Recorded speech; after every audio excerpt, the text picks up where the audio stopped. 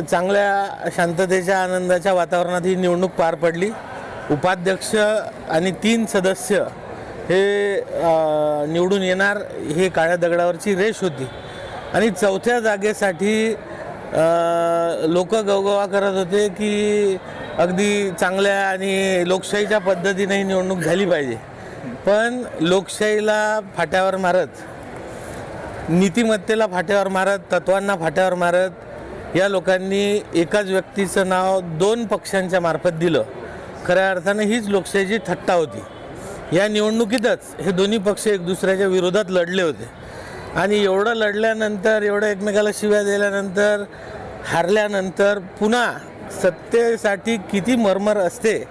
म्हणजे खालच्या लेवलपासून तर आपण वरच्या लेवलपर्यंत पाहिलं की काँग्रेस, राष्ट्रवादी हे सत्तेसाठी किती खालच्या लेवलला जाऊ शकतात हे आज पुन्हा त्यांनी स्वतः सिद्ध करून दाखवलं।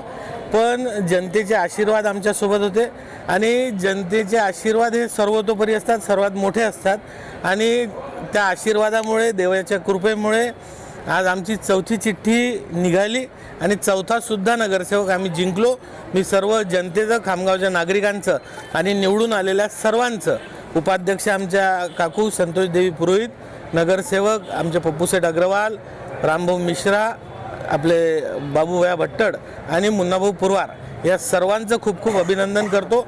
या चौघांच्या आता आजपासनं येण्यानी, पदावर बसल्याने आजपासनं खऱ्या अर्थानं नगरपालिकेचं काम सुरू होणार आहे। भविष्यात यांनी चांगलं काम करावं, या खामगावला स्वच्छ, सुंदर आणि प्रगतिशील खामगाव बनवावं या दृष्टीने त्यांना शुभेच्छा देतो।